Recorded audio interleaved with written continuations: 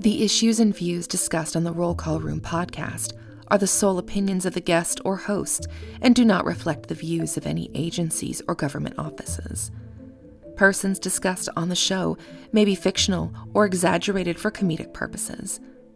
The Roll Call Room podcast is not responsible for any injuries sustained while listening, to include but not limited to busting a gut, laughing until you cry, nausea, crying until you laugh, alcohol poisoning, and a sudden and intense dislike for those named Steve.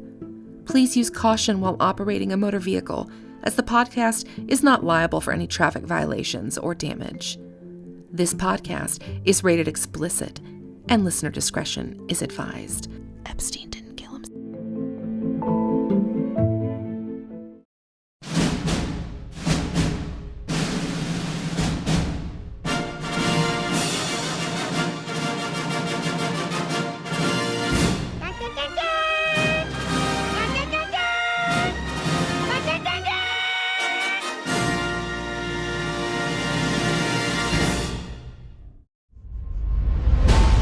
How do you keep going? Why do you keep going? There's two sides of pain. There's one side of pain that's the suffering and the discomfort side of pain. But then there's another side of pain that's called effort. It's called glory. It's called if you can find a way to push through pain, there's something greater on the other side of it.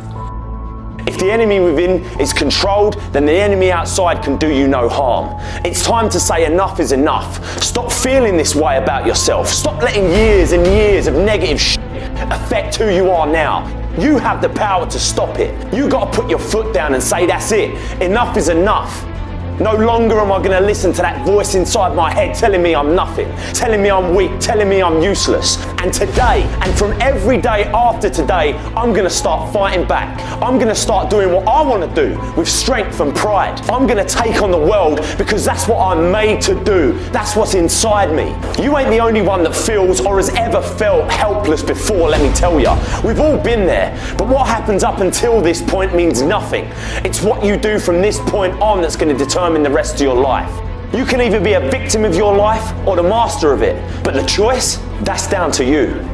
When you lose, that's an opportunity to improve. That's not the time that you go sit over in the corner and feel sorry for yourself and make excuses as to why you lost. You got to own the reasons that you lost. It's time to take ownership. Take full ownership of your time, of your mind, of your day. It won't be easy. It will be hard because life is hard. And these challenges, they're gonna do their best to take you down. Do not let them. Stand up, dig in, line up those problems and confront them. Fight them. Do not let them bring you down. In fact, let the adversity you face today turn you into a better person tomorrow.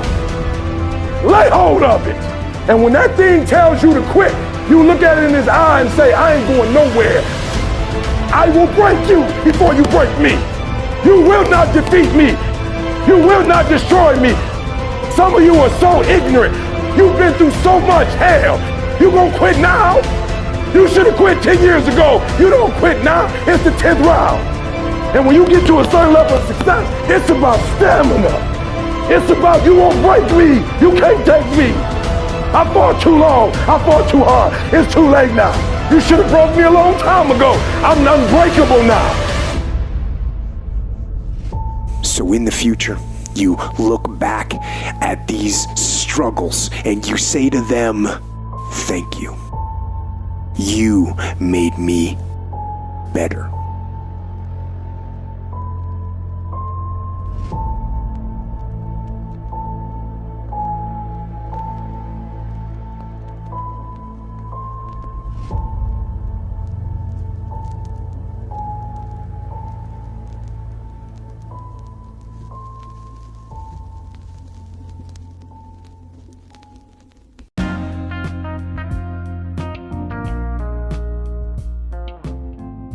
Ladies and gentlemen, welcome to the Roll Call Room podcast. And now your host, Nick and Mike. Epstein didn't kill himself.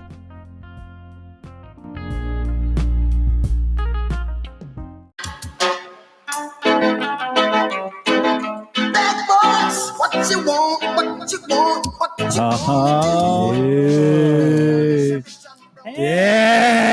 gets up. Hey, Friday. Finally get in here. Yeah, bro. Jeez Louise. Dude, It's I been am ridiculous. super excited. We have our first in-studio Yeah. guest. Fucking honored. The casting couch. Oh shit! I didn't sign up for that. Yeah, you did. All right. And move that GoPro. So we have Medic Bobby is in here as promised. Yep. So Happy to be here. We only talked about it 9 episodes ago, and we finally got him in here. Not because of him, but there's just so much content that we needed to cover. Yeah. Let's start off. Mike, 10,000 listeners. Yeah. Big celebration. Congrats, guys. That's awesome. Man. That's 10K. incredible. That's 10K. incredible. I mean, all of that money that I spent using factory workers in China to listen around the United States. Oh, is that what Paying off. Yeah. Oh, yeah. Hire them out. Yeah. Like rollcallroom.com. There goes every license you ever had. And What? It's like we get legal advice, and he's just like, fuck your legal device. You know what? Hey, man, if everything's off the table after Leaders 2, brah.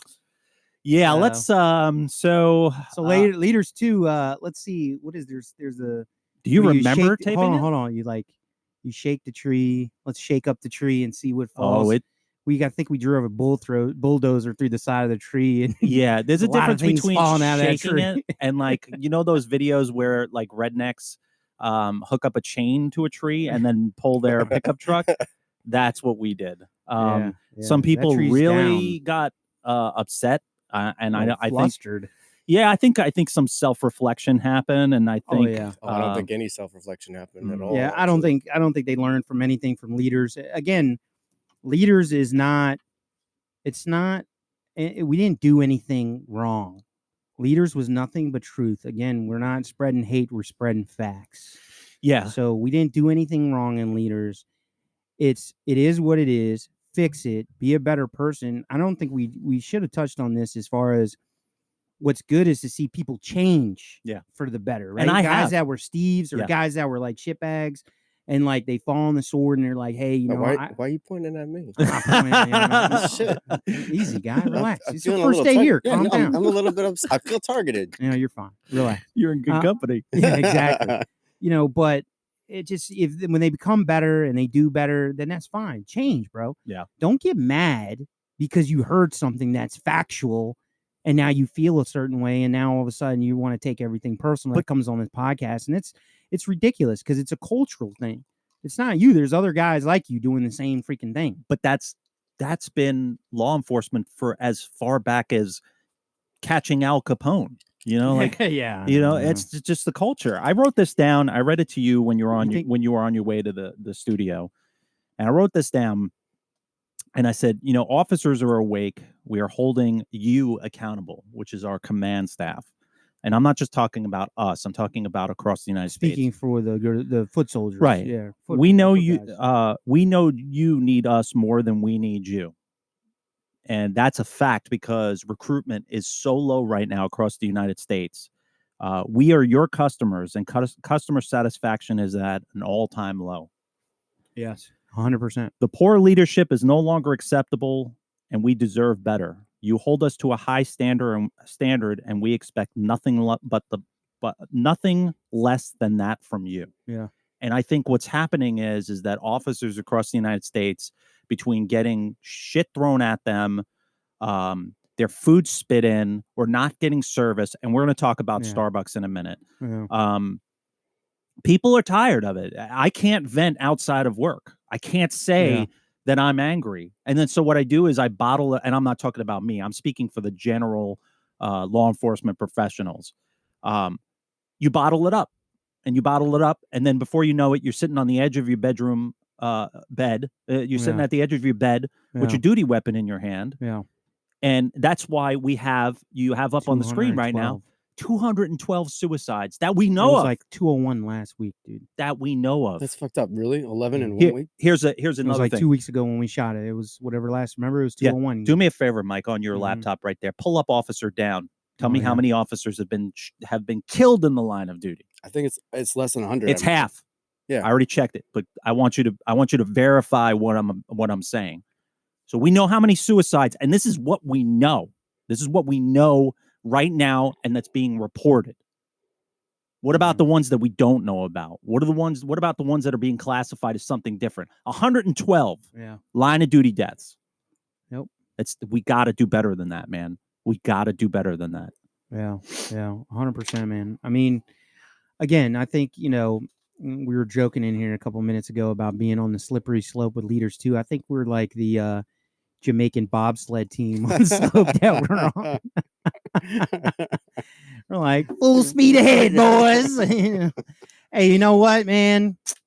To each his own, bro. What kind of men are we if we don't speak the truth? You know what I mean? You're leaving a legacy behind for your kids. I was thinking when you started talking about the numbers here about being 112 with the line of duty deaths, when they talk about below 100, they never really mention suicides. No, it's about and let me tell you something. That class was phenomenal. That below 100. If you haven't taken that class, man, those of you that have not taken the class, so there was a training below 100, and it's basically a preventative stuff that you could prevent, like cruiser accidents are out of control. Fatality cruiser accidents for law enforcement is out of control. They had this class, and the instructor was talking about an officer that was texting and driving. Who hit a car and killed a daughter, two sisters, a driver and a passenger. Right, yeah. And then he goes through the whole thing, shows these slideshows, and he goes, and now I want to introduce their mom. That's I've seen dude. You were next to me. Yeah, you looked at me, and I looked at you, and I was like, "That's fucked up." Yeah, that's just. Yeah, that's fucked up, bro. Yeah, but so why aren't we talking about suicides when we go to that class? Because we're not. That's another thing you could probably prevent in some ways, right? Yes. I mean, like you could have the infrastructure, the means, the systems. Here's a challenge to you, Bobby. When you get done and this episode comes out, I want you to tell us how many officers within our agency come up to you that now that you're in these four walls and you're laying your soul down right in this episode. My soul. Let me tell you something. How many officers come up to you and say, "Hey, I'm fucking struggling. I'm struggling, and EAP ain't doing it for me," because three counseling sessions is not enough. No, that's not enough. And I want somebody that's personally invested in my mental health, not somebody that's just checking off boxes. Yeah. And I'm not shitting on EAP because maybe some other people's EAP is okay. Yeah. But speaking from somebody that's tried to use it several times, it didn't work for me. Yeah, an EAP, Employee Assistance Program. It's essentially a number that you contact. It's an 800 number where if you're struggling, you got something going on. They're supposed to have a bunch of services and stuff to be able to step in and help you out so you don't go off the deep end with all your problems. But some are better than others. I've never had to use EAP. I've used EAP for, two of my officers that came to me about stuff. And I had to go outside the box and do some things and get things done to get them the services they needed. But they were scared, man. They didn't want to come forward. They were worried that they were going to lose their jobs, and they were worried about the repercussions after the fact. They were like, do I got to notify, the agency? Do I got to do this? Do I got to do that? And I'm like, just get the help. Yeah. Who gives a fuck about the job? Get the help. Imagine if we can bring back those 211 that have already committed suicide, and we could debrief them and say, if we made it easier for you to come forward, would you have done it? What could we have done differently? Exactly. Like, what could we have done to make it so that you didn't do what you did? Exactly. Well, it's crazy, man, because we're going to have a guest here soon in a little bit, and he's got a lot of knowledge on this stuff. And I've done, we're kind of jumping into mental health piece, but we kind of got away from leaders too. But I want to go back to leaders too real quick before we jump into mental health, because I started looking up some important people that said some important quotes, and that's are you gonna say that, you like that? Important people said important quotes, bro. Yeah. Associate with men of good quality if you esteem your own reputation, for it is better to be alone than in bad company. George Washington. Oh, damn it. What were you going to say? I thought it was going to be Ben Franklin. I was just guessing. Where the fuck did Ben Franklin come from? Bro, listen to this. I just figured that was who said it. He said some good. There was some good shit he had on there, but I didn't write it down. See? You can't build a reputation on what you're going to do. Henry Ford. Woohoo! That's deep. Damn. Maybe it might be time for Ford to sponsor us instead of Chevy. Because I got to tell you, they ain't answering. Character is like a tree and reputation like a shadow. The shadow is what we think of it. The tree is the real thing. Abraham Lincoln. I like it. Fire. It's legit, man. So let's we got leaders too, man. Leaders 2, leaders 1.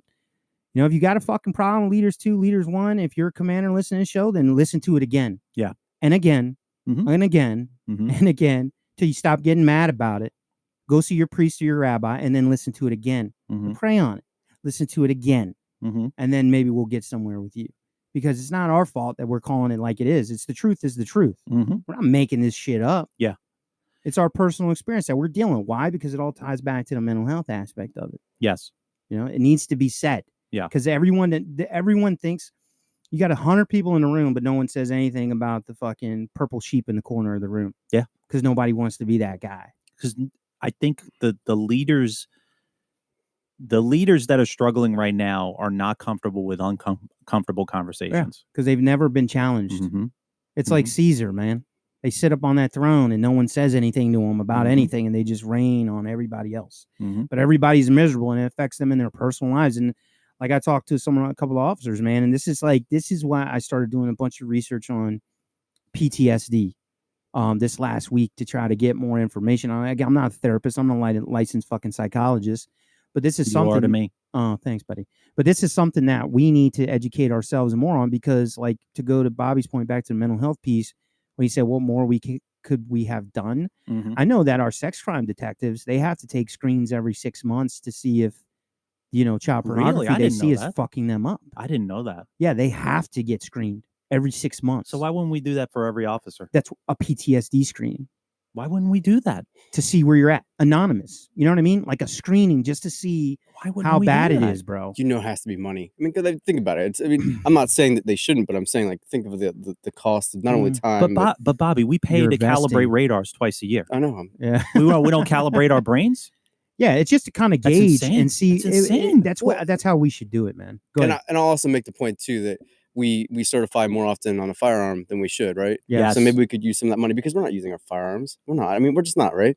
So we use that time and that money to maybe have like a yearly, PTSD check. Bro, I don't even think we need to use a budget from any agency. I think that if we get an outside source, and that's why who's not going to do it pro bono? Exactly. That's why I'm telling you, and I'm telling our listeners, we're in the middle of trying to create this nonprofit. Yeah. Because that's what's going to get us to that next level. Because people, Bobby's a vet, fucking Semper Fi, you know what I mean? He's a vet. He's got there's like a lot of, why did it get so long for the military to get it? Because it got so bad, bro. Yeah. How many wars did our warriors have to go through before they got the services they need? And they're still fighting for the services they're needing. They're still fucking it up, but at least it's more like Wounded Warrior. Yeah. You got these outside third-party private companies that are actually taking and investing their money and saying, we need to do better for these guys and girls and stuff like that. So we need that on our end. Yeah. Because what I learned recently, and I sent you that video with PTSD. Loved it. Was that there's two types of PTSD. There's PTSD that's like, you do a tour overseas, you see combat, you see your buddies blown up, you see shit happen in front of you, then you come home and you have to turn that off. That's you can't. You're up at night, you're having fucking problems, you're drinking, you're doing all this stuff. That's black and white PTSD.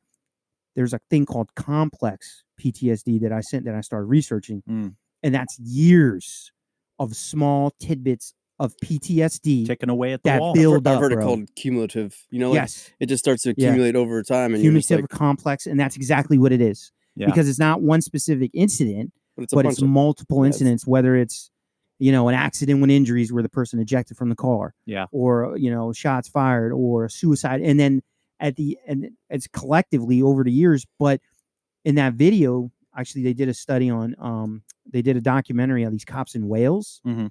And I watched it. This guy was like, his wife did the documentary, bro. It fucking tore me up, because the wife was saying, my husband was this. He was a solid cop, solid dude. And it started chipping away at him, bro. It was chipping away at him to the point where the guy jumped off a cliff and committed suicide later on. But there was a doctor weighing in who was in this documentary. And he said that PTSD, the gauge, it's a gauge, right? More can take, more than others. Some can take more than others, right? We can hit the same call. It's not going to affect me like it's going to affect you. Yeah. But once it affects you to the point of no return, there's no coming back from that. So the gauge is different for everyone. Going back to the point, if we could do like every 6 months thing, bro, where we're doing a PTSD screening just in the departments for the guys on the front line that see this, like, hey, where are you at? Yeah. Especially like the major, like fucking LAPD, dude, Chicago, NYPD. Yeah. That's where you're going to find the underlying issues. Yeah. That's where you're going to see, oh, something's going on here. This is bad. Like, we need to fix this. We need to put more money towards this, or we need to do whatever. Yeah. But I mean, that's what I learned from the fucking thing. I didn't understand, like, it made me self-reflect on my own self. Yeah. You know what I mean? Like, okay, what has affected me through my career? What hasn't? And then how is that affecting my personal relationships?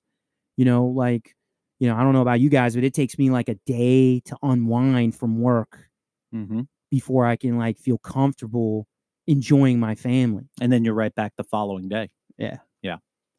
You know what I mean? Am I the only one? No, you're not. No, you know what I'm saying? And like, that's the kind, and like Yeah. when I started having this conversation with people at work, they're like, yo, bro, me too. And I'm like, but we don't talk about, like, we talk about the fucking Nationals winning the World Series. We talk about fucking jujitsu. We talk about whatever, bro. But no one's having, Epstein not killing himself, which is true. This bullshit. I did not do that. Yeah, exactly. Bullshit, you know, morale issues, weak leadership. But no one's saying, hey, bro, you know, it takes me a day to like get grounded where I can enjoy my family. That's some real shit, bro. Like, that needs to be, those conversations need to be had more. Hey, but I don't know enough about my switching gears. Hey, Bobby, did you hear my Epstein impersonation? No. There it was. Well, want it one more time? Here we go. There we go. And okay, cool. Yeah, so that's him hanging. Yeah. All right. Yeah.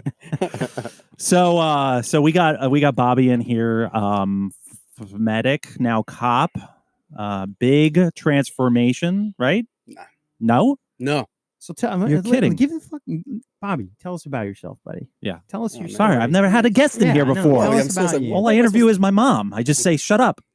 Well, I love those things. Yeah. I feel like she's coming on later. I'm gonna call my mom. She'd lose it. Just tell us about you, man. A little bit about your experience. Man. How long you been a first responder?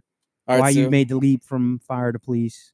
Man, these are deep questions. So let me see if I can try it. All right. Well, first are you right? I was a Marine, Semper Fi. Hell yeah. 5 years in the Marine Corps, 2002, 2007. Nice. Spent a little time overseas and did that thing for a while, and then got out and was like, well, what the hell am I gonna do now, right? And I got out in 2007 where the economy was crashing. So I couldn't find a job for the life of me. Ended up going to school, got my used my GI Bill to get a paramedic, and I was like, that's what I'm gonna do. I'm gonna save lives, right? So I got my paramedic and got hired by a fire department. Yeah, there you go. There you go. And before then, I was doing volunteer work because you have to do volunteer work in order to get hired. So I was volunteering nearby, and then I ended up getting hired here, this area. And our blessed Commonwealth. Go ahead. Not Schmaryland. Schmaryland. We're going to get to that. Folks, whoever messaged me about calling it Schmaryland, we're going to get to it. Don't worry.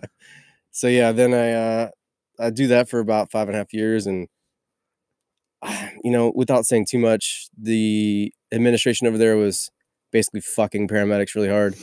So in an attempt to... Really? Do tell. Well, in an attempt to force paramedics into a firefighter role, they were taking away all their hiring, like promotional opportunities.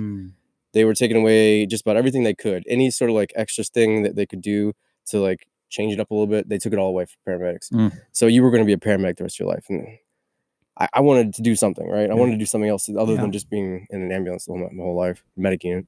So I was like, well, what the fuck am I going to do? And then I've always considered policing. Yeah. And it's almost been 4 years, 3 months now. I'm not counting or anything. But 4 years ago, I was like, all right, let's do it. I'm going to make the switch. So I switched. Nice. And best move? Yeah, I mean, like, so there's a lot of policing that I've, you know, like the Marine Corps prepared me for policing in a lot of ways, right? Because the Marine Corps are a bunch of douchebags for the most part. I mean, like, yeah, we love being douchebags, but like, we're just, you know, authoritative. We like to insert ourselves where we don't, you know, we're just, and I was a sergeant when I got out. So it was something where, you know, even at the age of 24, I was having to, you know, lay down the law and be a tough guy. So some of that stuck around. And then when it was time to be a cop, it just sort of, I took what I learned from being a paramedic, which was how to like interact with somebody without pissing them off. Mm-hmm. And then I took what I learned from the Marine Corps, which was, all right, it's time to turn the switch on and fuck you up. So I think that combination worked well for me. Right. So yeah, and that was kind of what I wanted to do when I came over. Not only when I mean, like I had this like grand idea of how I was going to change policing, because I knew I could see it from the outside, right? I could see where policing was, you know, struggling a little bit, right? So I did my best to figure out what it is that I could do and bring to the profession, and I wanted to just, you know, I wanted to be the change that. Oh my God, he's the guy from episode 1. Yeah, he's that rookie. I'm willing to work any holiday and Thanksgiving and Christmas. I've been around 9.5 years in the city. I do not want to work fuking holidays. All right, I do not want to do that shit.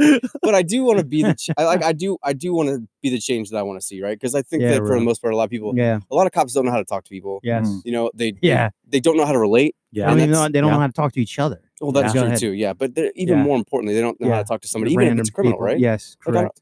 I don't talk to a criminal any differently than I talk to my mom, really. Yeah, I mean, exactly. Who gives a shit? You did People some make dumb choices. shit. Yeah, that's right, bro. That is true, because the medics really have a good way of talking to suspects too. Like some of the greatest intel that I've gotten were from great medics. And I had the pleasure of working with Bobby when I was on the street, and he was always cool as shit, and he would always be like, "I'll talk to him.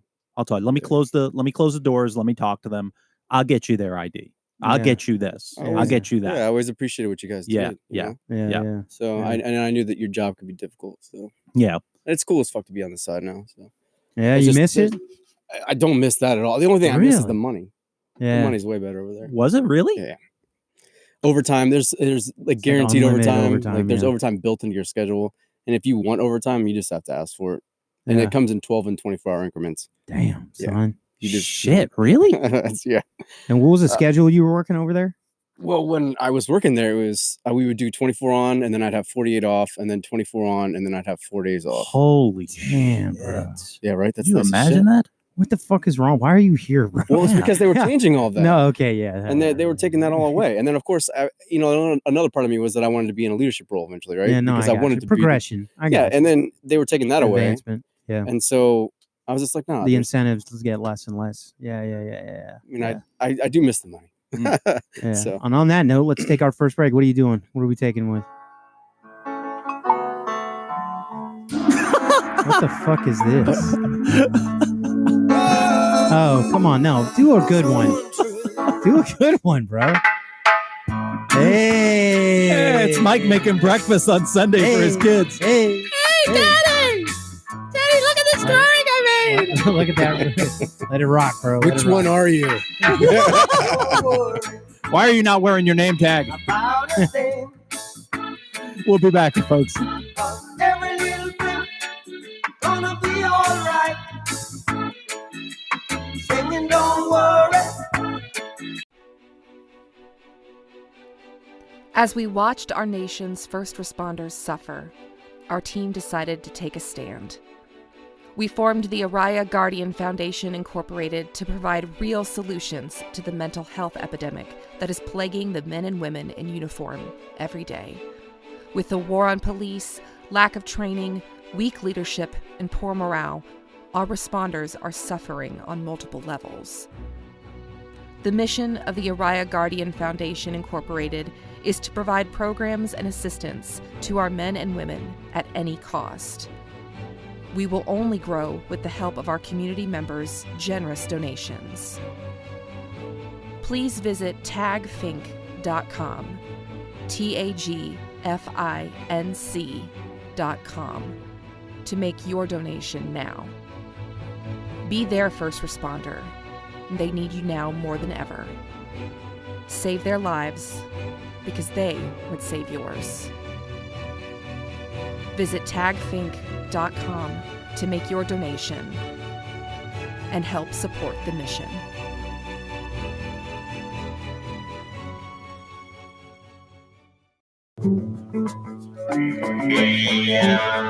Yeah, turn it up, Mike. Yeah. All right. Welcome back. All right, we're back from break. Dude, you gotta let that thing rock a little bit, man. Oh my God, this is like being a DJ on Z100. Yeah. Hey. All right. I happen to pick the song that has the longest intro. Yeah, exactly. All right. There it is. All right. So, really. All right. So excited. We have Sebastian on the phone from California, an agency somewhere in California, a very small state. So good luck figuring that out. Sebastian, we brought you on the show. We want to talk about the mental health piece, internal mental health piece. And I know that's something that you do full time. Am I right? Yes, sir. All right. I'm happy to be of your guys' acquaintance, be it virtually, but just been following the movement. Super impressed with what you guys are doing and the following that you've gained so fast. So kudos to you guys both. I think thank you, bro. Thank you, man. Thank you. Means a lot coming from you, man. Appreciate that. I appreciate it. So can you kind of tell us some of the things that you're seeing when you're working with some of these officers with on the mental health piece? Yeah, so I'm fortunate to get to work within a specialized unit, and it's really the primary focus of what we do. But I'll tell you, in my experience of doing this for the last 11 years, there's kind of two tracks of officers that we've been really helping. And one of them is the officers that self-disclose. They'll reach out to us on their own and say, hey, I'm struggling. Either I put my gun in my mouth this morning, or I put a little note on my window or my mirror and said, if you don't go to work today, you might as well kill yourself. Or I'm drinking 30 beers when I get home from work every single day. I need help. We are very, very successful with helping that track of officers who self-disclose. They realize they're at rock bottom. They know they need help. The ones we're having problems with are the ones that are kind of referred to us internally because of some type of behavioral issue. So maybe they got caught showing up to work a little drunk, or maybe they're calling in too much, or something's happened that's drawn attention. And now the department's saying, hey, Sebastian, I need you to go reach out, figure out what's going on with this officer because there's issue. We don't have as much success with that group because they haven't realized yet that they're at rock bottom. Yeah. And what we've noticed is that they're just going through the motions, checking the boxes, like, yeah, tell me whatever I got to do. You want to send me to treatment? I'll go. You want me to go to therapy? I'll go.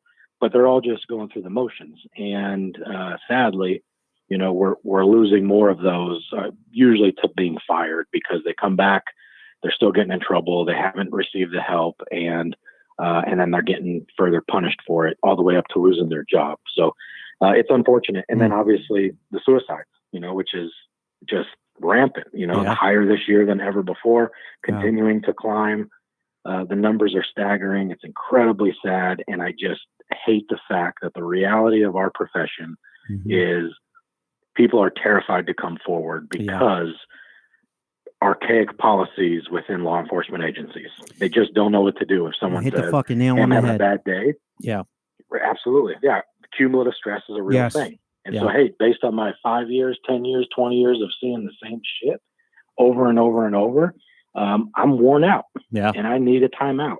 But if I ask for that, you're going to bench me. You're going to take away my gun, take away my badge, and I'm going to look like an idiot in front of everyone.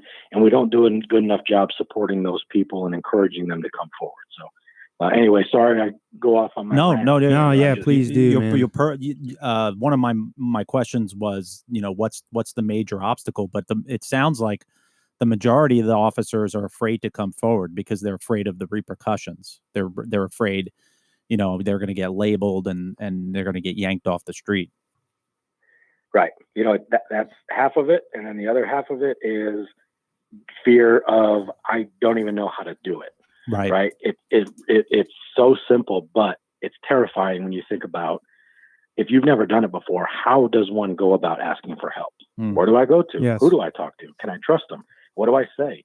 I'm just having a bad day. Does that make me sound like I'm unable to do this job? Like, so how do I word it? And we're afraid of using certain words. And so now automatically we're coming up with ways to kind of mask the truth. And so we're not even communicating the need for help effectively, which is part of the problem. So I have a question for you, Sebastian. So my question is, I mean, you deal with this day in and day out. You're in a unit where you're dealing with officers with these issues.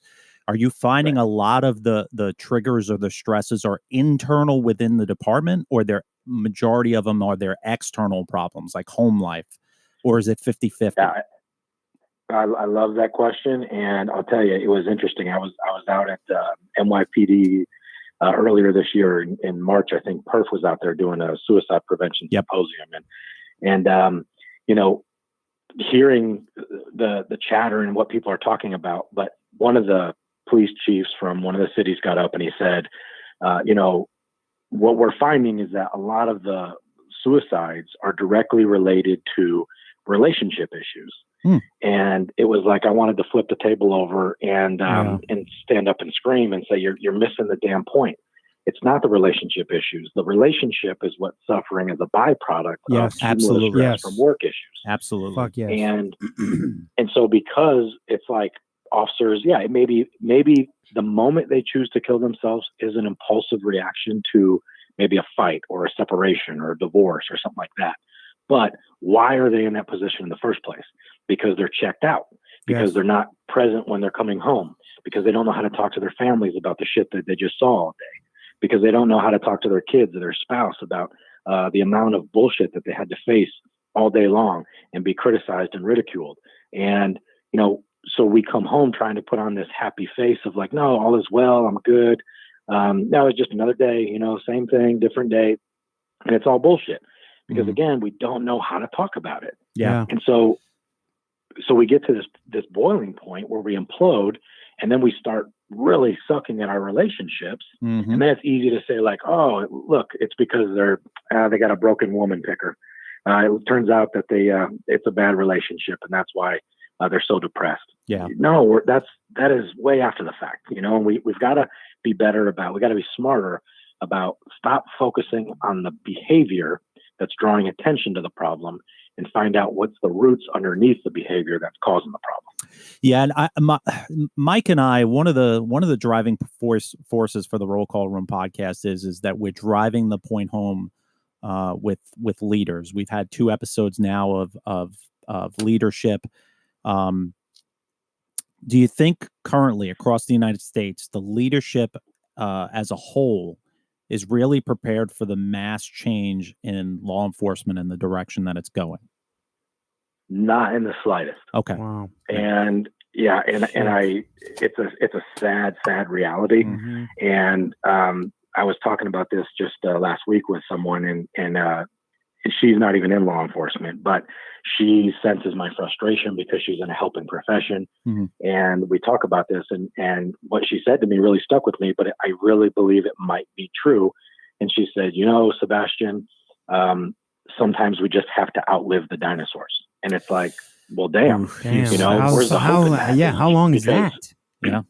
Or exactly. When is the meteor coming? Right. Even within the department where I'm at, they said, hey, we're not going to get to the chief or the deputy chiefs. What we need to do is hope to get to the sergeants, because one day they're going to be the deputy chiefs. Yes. And I'm like, so you're telling me to hold on for 7 to 10 years? That's crazy. And hope that things are going to get better? Like, how is that okay? What millennials and with millennials and Generation X entering the workforce, good luck with that, because their commitment is only 2 to 5 years. So that right. So I have a hypothetical / question for you. You're Sebastian. You interview for the police commissioner of the NYPD, and you get it. It's your first day on the job. They've already had 20 suicides. You're a forward-thinking chief of police or police commissioner. What's your first order of business? That's a heavy question. I know. I just threw that on you. No, but it's a great one, because so many of us love to do this. If I was, what would I do? Right. Yeah. And we put ourselves in these positions of how we would do things different. And I think right away, and this is something that I even asked for in my department with our chief, as I said, when I was having a meeting, and I'm not deflecting from the question, I'll come back to it, but when I was having a meeting with my lieutenant and captain, and I said, if the chief has these orders or these demands or these concerns or these issues, why can he not walk across the hall 80 yards and communicate those to us? Why do we have to operate in this like hierarchy, patriarchal bullshit formula where it's like, in order to talk to the chief, I've got to go through 5 people. And we've played this game of telephone growing up. How the message is going to get screwed up. And I'm not okay with that. I don't like the fact that we have this arbitrary bullshit. Oh, we've got an open door policy. No, you don't. No. And especially on a large department, I know it's different with rural areas, and you've got departments with, 10 or 15 officers or deputies, and they know the boss by first name and all this. Yeah. Very different. But when you look at any department that's probably even mid-sized to large, like you go over, I don't know, 100, a couple hundred, especially up to the thousands, it's almost impossible to communicate with the top. For me, I think what would be so important is actually meet face to face. I thought about this driving home actually just yesterday, and I said, of all of our deputy chiefs and assistant chiefs, I wonder when the last time any of them even spoke to a patrolman. Yeah. Whether it be via email, just like, hey, read this report randomly, saw you did this. Hey, good job. Keep up the good work. Do you know what that would do for morale? Yeah. Knowing that like a high level leader actually sees them, but they're too busy up there, warming their seats, moving chess pawns and pieces, and making decisions on paper instead of like what actually works. And I think so many people forgot where they came from. Not only that, so much evolves over time, right? Look at your average police chief has probably at least 20 years of experience. Right. Think about how different law enforcement was 10 years ago, 5 years ago, to this year. And now those are the ones in charge of it. So there's such a huge gap. So for me, I think right away it would be a message. I would spend probably my first week going to every precinct, the NYPD, or throughout the city that I could, and reach as many of the 36,000 as I possibly could.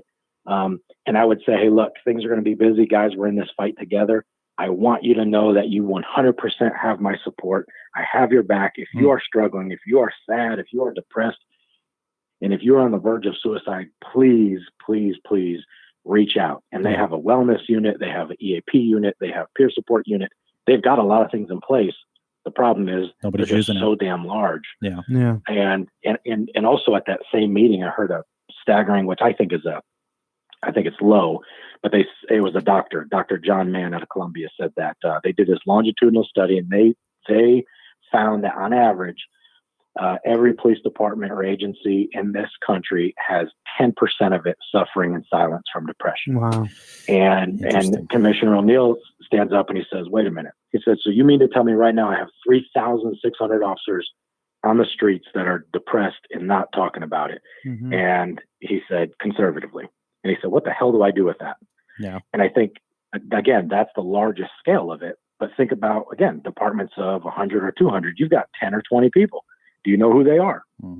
And so for me, it would have to be consistency in message, and then accessibility in presence. Yes. I want you to see me. I don't want you to just hear about me, know about me. I want you to see me. I want you to have access to me. And I want to go out there and actually meet with the officers, right? Yeah. That needs to be priority, because I think if our officers are happy, then they're going to do a better job making the community happy. Yeah. We have too many chiefs that are at the mercy of the community, trying to appease every one of them and all the elected officials. And, they forget the about external the people who customer, work for not them. the internal customer. Absolutely. Yeah. I mean, man, so much to talk about in what you just said, because it's so true. Accessibility, man, just speaking volumes as Unit 1 to come down and talk to your guys one-on-one, not about sending these bullshit ass emails and saying, oh, we're here, do this here. Well, you didn't take the employee wellness quiz. No, it's not about that. It's not about that. It's more than that. You got people's lives on the line here. Lives on the line. I can tell you, honestly, I have not seen my chief in person in over 2 years. Wow. But how do we get to that point, though? I mean, like, what is it? Is it just like busy doing other things, like appeasing everyone outside, or not paying attention to your house? I couldn't tell you. I have no idea. Wow. I have no idea. That's crazy, man. But you would think, especially on a unit like ours, that does so much good in the community, that's constantly getting praised. Nobody's getting in trouble. No one's using force. We're not doing anything that's drawing anything negative to the department. All we get is praise. We get accolades, we get community support, and everyone loves us. And we have not gotten as much as like hey guys, keep up the good work. I wonder if it's just a checkoff and box it's not for about him. that, but just the fact that we haven't even seen him. I think that is like a huge He's problem. absent, man. He's absent. That's not terrible. leadership. That's terrible. That's not leadership in the slightest bit. That's management all the way. Yeah.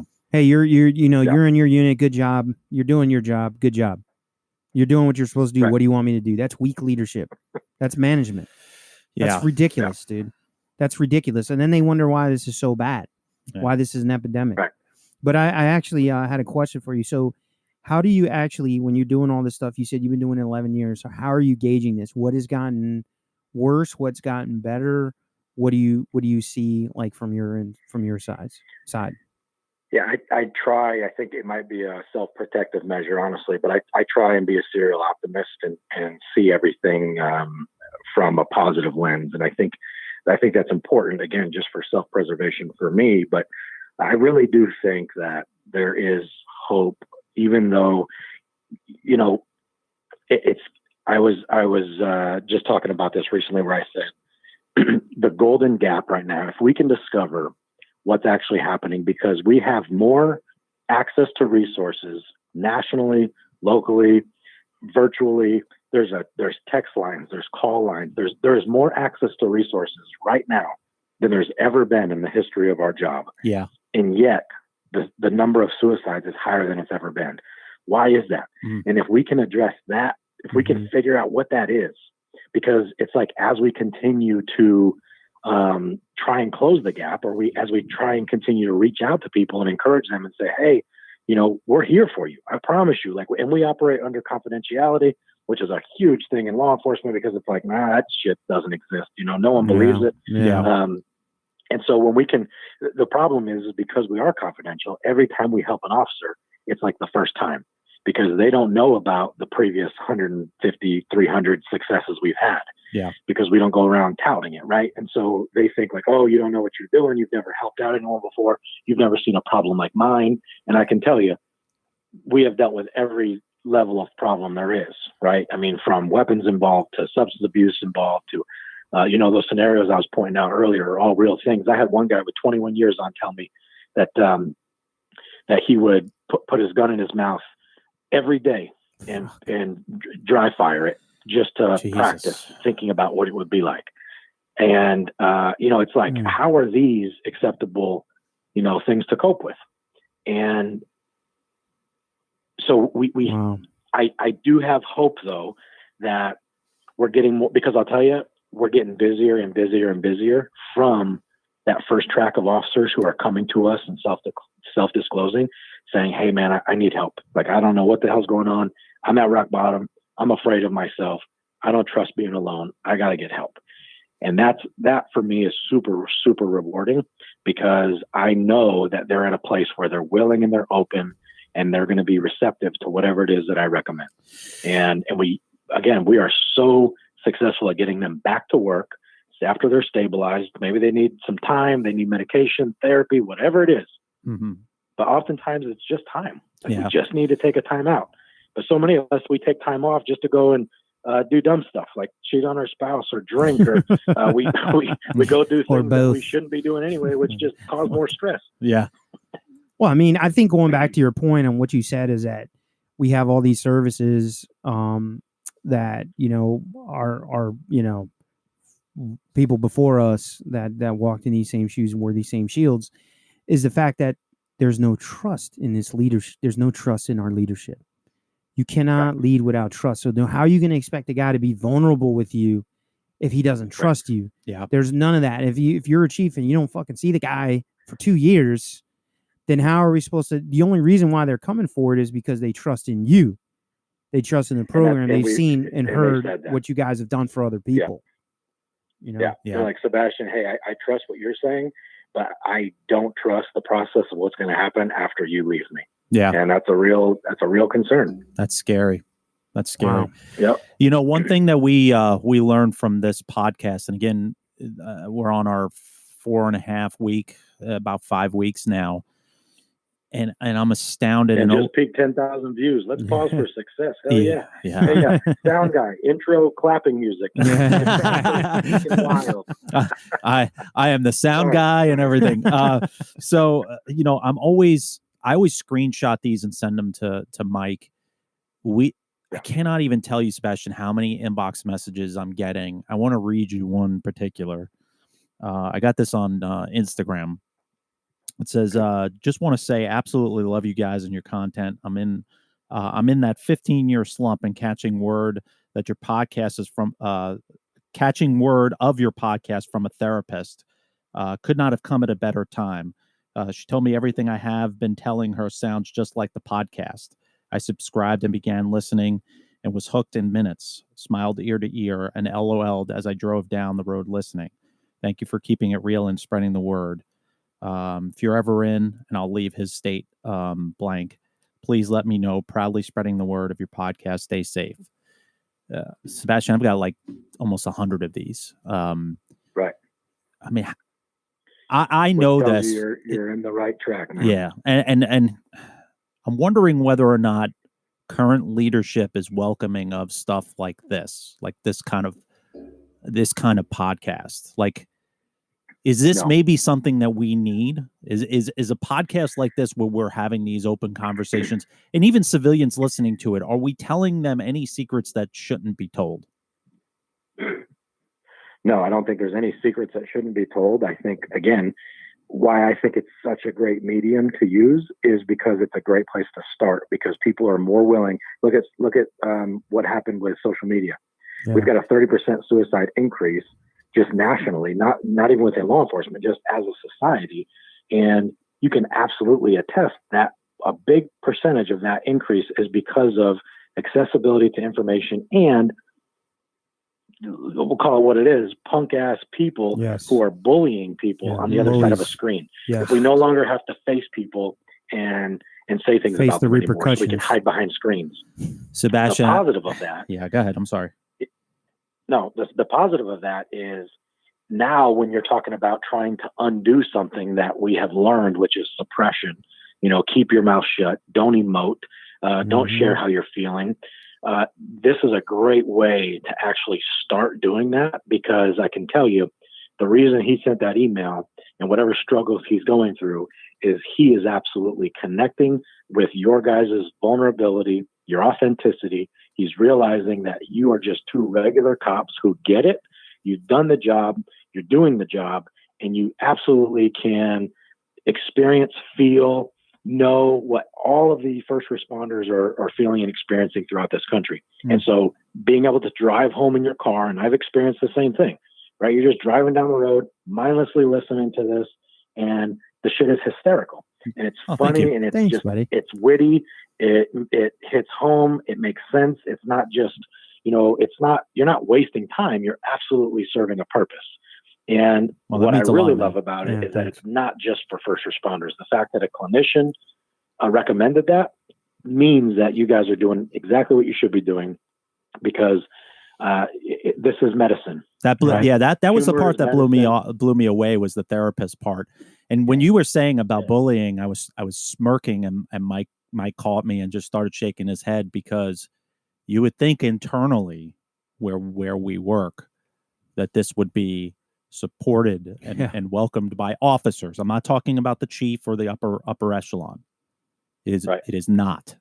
It is a daily walk past people and hear whispers and giggles, which is terrible. And this is the reason why people are not getting help. Not the majority, the minority. The minority. Let me back up. The minority are doing that. The people that don't matter. The people that are the first ones calling us when they have problems. Right. But they're still clicking on it and listening to it. Yeah, the Steves. Right. The Steves. And they're still listening to it. So they're listening to it to make fun of it. One, thank you for the listening. and two, you're a fucking idiot. Like, I just don't know. I went on a rant last episode, and I promised I wouldn't bring it up again. But you touched on the bullying aspect. It's just frustrating. It's frustrating, man, because me and Nick talked about this offline, and the conclusion we came is because we're fixers, like we said in the episode before, and we're passionate about this because we're personally invested in this. Because how do you not care for the lifeline that's next to you when you're on the street together enough to actually care about this guy's mental health, about this guy's family, about this guy's personal relationship, about a relationship with him as a friendship? How do you not care about that stuff, that things that need to be addressed, things that bother each other? And everyone just puts shit on the back burner like nothing fucking matters, bro. Yeah. It's funny. It's funny. It's ridiculous. At the funeral. Yeah, exactly. You know what? And exactly. And the thing about it is unfortunately we've had a couple of suicides, and you'll see those people in the back row, and they're in the agency snickering and making jokes. It's downright. Man, we had a suicide, and I remember the officer, before he had committed suicide, there was a commander that came up to him and asked him something, and he told him straight up, dude, I'll never forget this. I only had like a couple years on it. He was like, listen, man, he's like, I don't even like you. I don't want to talk to you. Damn. I don't respect you. And he walked away from him. And I couldn't, he was like, man, I'm not fake like these commanders are. I don't do that. Man. And I had so much respect for the guy. And then obviously he took his life months later, but I couldn't, but then this commander was at the funeral, like, oh, seeing this guy. I'm like, this guy didn't like you, man. Yeah. He didn't want anything to do with you, man. Literally, literally. I was there when he told you to go fuck yourself. Yeah. But it's the culture, man. It's culture. That's all it comes down to. Sebastian, I got a quick question for you. As the representative of fire here, I noticed that the numbers for fire are also up too. I just saw it, and they're both at record numbers. Huh. So, do you think that's is it representative of the fact that there's just more people in fire and more people in police, and that with more people in both professions, you're going to have more people killing themselves? Or do you think it really is just a general public safety issue? Hey, Sebastian, before you answer that, that's a really good question. Yeah, that's a really good question. We're gonna take a break, and then we're gonna come back, and we'll be right back with Sebastian. All right. Come on, man. Yeah. And with the local DBC news, LL Cool J with a triumphant comeback. Morrissey. Hey, it's Terry and Claire, and welcome to Drunk Medical Stories, a podcast where two women who definitely aren't doctors discuss wild medical stories with the aid of medicinal beverage of the boozy variety. This podcast is rated explicit for language and adult content. And we also do recommend a strong stomach, as we will be discussing the occasional graphic medical condition, such as #assfish. Don't treat syphilis with malaria. You will learn why you never go from zero to mango. #drunkass. Yes. So if you're interested in two women getting drunk and giggling uncontrollably over medical stories found on Reddit, this is the podcast for you. So come over to Drunk Medical Stories. Have a laugh, a drink, and you could learn something. And if you would like more content, check us out on our Facebook group, Drunk Medical Stories Podcast, and we're on Twitter at DMS Pod. In a teaser, you should at least give something away. All I'm going to say is that it involves a frozen fish that went up somebody's rectum, then thawed, and could not come back out. And I just want you to picture that person on their stomach with the tail of a fish sticking out of their rectum. And if that doesn't make you laugh, this podcast probably isn't for you. If it does make you laugh, I highly recommend tuning in to Drunk Medical Stories.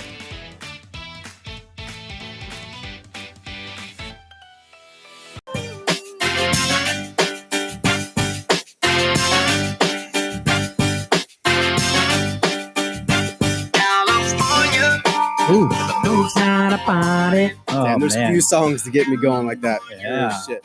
I'm so glad I thought of that song. Oh yeah. Good thought, Nick. Damn. Thanks, bud. Thank you. Is that what you guys oil each other up at the firehouse and turn that up? Here we go. Here we go. Get some. I knew it was coming. I'm ready for it. I all right. Answers. Well, we're back jealous my muscles don't look like lay off the juice, will you? We're back from break, and we're still on with Sebastian. It's just sorry, it's serious topic. It's going good. Bobby, you had a question. Yeah, great question. To reiterate, it was just that I saw the fire and police saw record numbers last year, so I just didn't know if you thought that was indicative of just greater numbers in both professions, or if that was just like an epidemic? Is it because we are on social media? Is it because, there's more scrutiny in both professions? I mean, what are your thoughts on that? Or is it compassion fatigue? Yeah, I think it's layered, and I mean, I think it's a safe assumption to say, well, because population or because numbers increase, then naturally you're going to have an increase. Some are saying because, again, the citizen population that's gone up 30%, that we're actually in line with that, and so that's what's going on. Again, I honestly don't know that if the reason why matters so much as the fact that it just is. And I can tell you that for me, what I believe it is, just from what I see, what I experience, and again, this is on the police and fire side, and so I have to be careful about just saying law enforcement, and I'm trying to use first responder more because we really do serve both. But I really think it's one and the same, right? At least where we're at, we're all responding to the same calls, and you can tell me about yours, but here it's 24 on, 48 off for paramedics, and the fire guys do 24 on, 72 off. But either way, if we know anything about the sleep epidemic that's actually happening in this country right now, and how much sleep we're not getting, that is a direct correlation to the suicide increase, which has been proven. And if you think about the lack of sleep that's happening in the fire profession, especially, I think that's a huge problem. And just because you get 2 days off doesn't mean that you're not working overtime one of those 2 days. We're getting paid for shit because you guys are all overtime whores as well. Yeah, it's just the side hustle's got to happen no matter where you are. Right, absolutely, and because people don't realize that that's actually where we make money. Our base salaries are kind of weak for what it is that we're doing. We have to work overtime or extra shifts to actually earn and make livable wages sometimes. But I think I really think it's exposure, it's cumulative stress. And then I think it's lack of outlet, right? Human beings were never meant to consume the things that we consume in this profession. You're never meant to see dead babies, decapitated children, decapitated adults. We were never, our brains have not evolved to process or deal with the amount of trauma that we deal with in the first responder profession. Yeah. And one of the studies supports that on average, first responders in a 20-year career will respond to 188 traumatic events, which are high-level deemed traumatic events, and the average citizen will respond to 0 in 20 years. And we're going to see 188 of those. Where in the hell do we go to process that? If not therapy, which I'm a huge advocate of. But, so I think it's, and again, the culture has historically supported this idea of we keep it in-house. We don't talk about it. We drink about it. We laugh about it. We make fun of it. We suppress it, and we move on and we repeat. And I think people are starting to finally wake up and realize that shit does not work, which is why also the retiree population is huge at risk. Yeah. And these guys and girls are retiring, and they have lost their damn minds. Yeah. They're depressed. They're addicted. They're suicidal. They've lost their way because all of that exposure is suddenly done, and they're like, I can't sleep. I don't want to eat. I'm angry all the time. I'm irritable. I hate everybody. And again, like, how can we blame them? They haven't processed everything that they've experienced. And so I think it's all of that kind of layered. I mean, wow, man, this is crazy because I've been thinking about this stuff like nonstop, like this week when we start to incorporate more mental health stuff into our stuff, because at the end of the day, that's our mission. But everyone knows that it's law enforcement's dirty little secret is that more officers die by their own gun than guns in the street. I had no idea about this thing with firefighters, bro. I just had no idea. So you can even imagine the means that they're doing it, because they're not accessible to firearms as much as we are. You know what I mean? Even though they do, they could get a firearm, but holy shit, I had no idea that was like a thing. But also when you're talking, I'm thinking about you're saying you're going to get 188 exposures of this in a 20-year period. However, think about the calls for service that like the founding father, so to speak, before our profession walked into it. Are they dealing with the active shooters? Are they dealing with the 30% spike in deaths, suicides? Are they dealing with the spike in juvenile suicides? And we're the ones going into these fucking calls for service, dude. We're constantly being exposed, excuse me, to these things.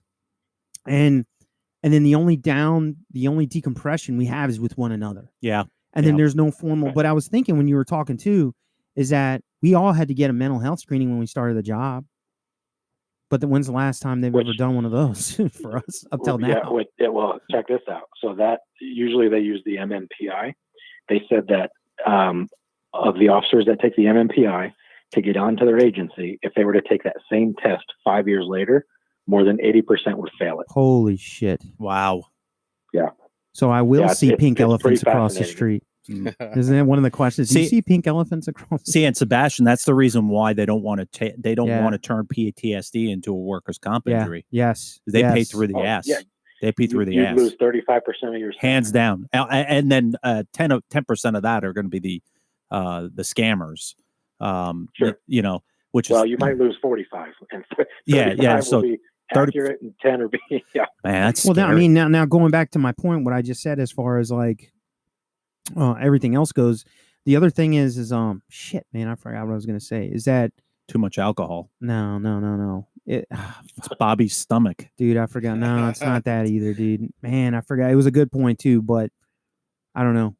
I'm just I'm just amazed by these firefighter numbers, dude. I couldn't. I'll try and pick up because something came up for me when you were talking, but I absolutely think the job has changed. And if you look at that was my point. That was right. Go ahead. As you said, kind of the forefathers. If you look back, this profession truly used to be like community service providers. We were actually yes. And that was my point. The fucking hatred towards law enforcement right now. How much that accounts for this? They would drive around with their windows down and like, hey, Bob, how's it going? Yeah. Sandy, what's happening? Now we are like windows up. Fuck you. Hell, freaking. I was just in. I was in a city and they got their windows are like ballistic plated, and it's like Jesus Christ. So we are removed from the community now, and because again, now I know that it really does get embellished. Some it's a fact, it's a reality for sure, but media plays a huge role in kind of over sensationalizing the amount of hatred towards us, because I think also there's a huge population of people that just don't give a shit one way or another. And we have to remember that so many people will go through their whole life without ever calling a cop and never needing a cop in their life. Yeah. But in law enforcement, we focus on the minutia because that's the subset of the population we're dealing with, which, again, who's calling the police? Some people for emergency and everyone else is for some bullshit. And then inevitably we show up, we handle it wrong. It leads to a complaint or someone's going to criticize us. And then you've got, people sitting in some boardroom looking at video in 2D saying, oh yeah, no, he shouldn't have said that cuss word, or it looks like you hit him one too many times. Let's write him up. And it's like, what the shit, man? So now we've become our own worst enemy. Yes. Because there's so much pressure trying to save face or lawsuits and public shame that we will hang an officer out to dry quick as shit. Yeah. Instead of facing the wrath of the community. And those are just sad realities as well, where if an officer makes a poor choice and a split second decision, the department will be like, sorry, you fucked up, and now we're going to make a case of you because we don't want the public mad at us. Yes. And it's like, Jesus, if 100 people are in that same position, probably 99 of them would have done the same thing. Yeah. But everyone wants to tell us how we should do our job when they can't imagine 1 minute of one day in the life of the job. Just a point to your media sensationalism stuff. It's actually pretty weird to me that since I've switched over, because I came from fire, right? I was over at fire for 5.5 years. I was just talking about this.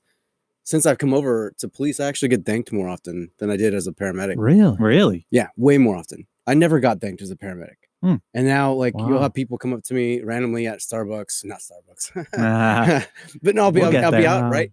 And people, and I think there's a subset or maybe even a large group of people that feel the need to offset the hatred by coming up and saying, hey, thank you for what you do. I get that way more often now. Way more often. Yeah. Wow. Yeah. Well, all right. Well, Sebastian, I got one more thing real quick for Sebastian. So what do you recommend? What do you want our listeners to take away more than anything else? What's your message to them? And we're definitely going to have you on again, but just to kind of set the tone to end this episode?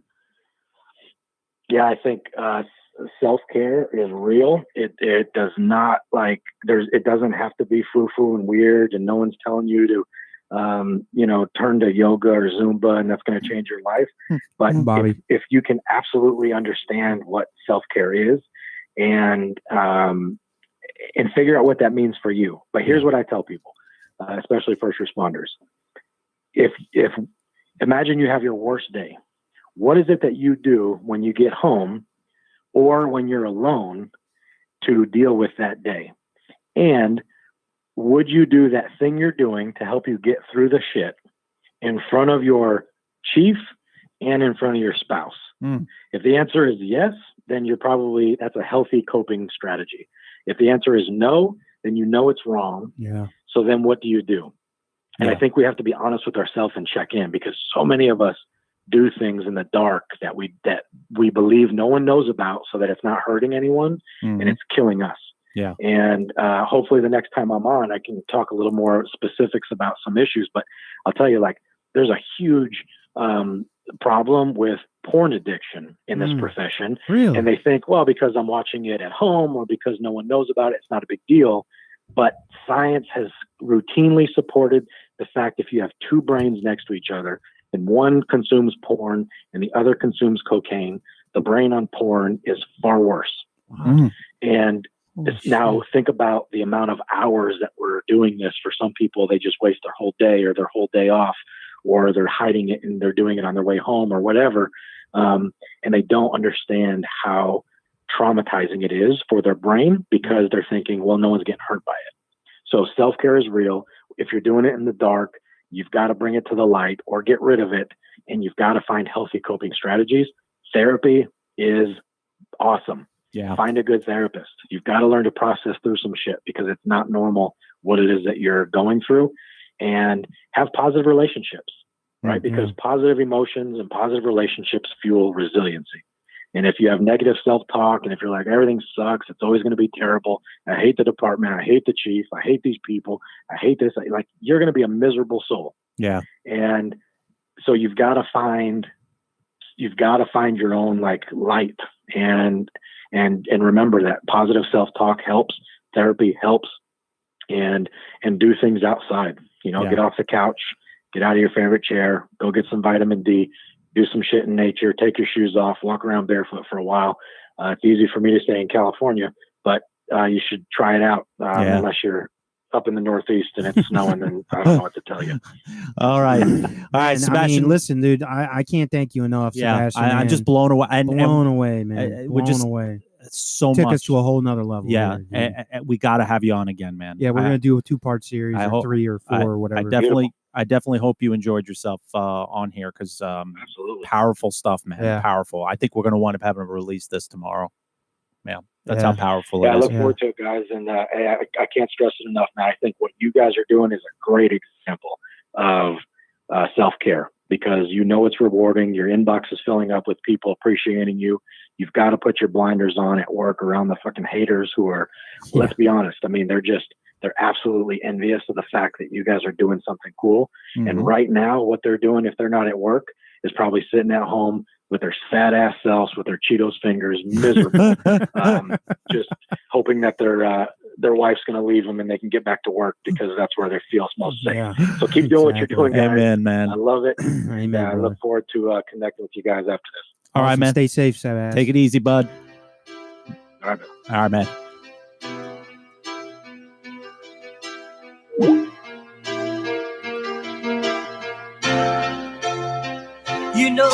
I'm a dreamer, but my heart's of gold.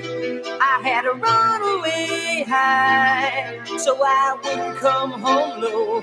Just when things went right, it doesn't mean they were always wrong. Just take this song.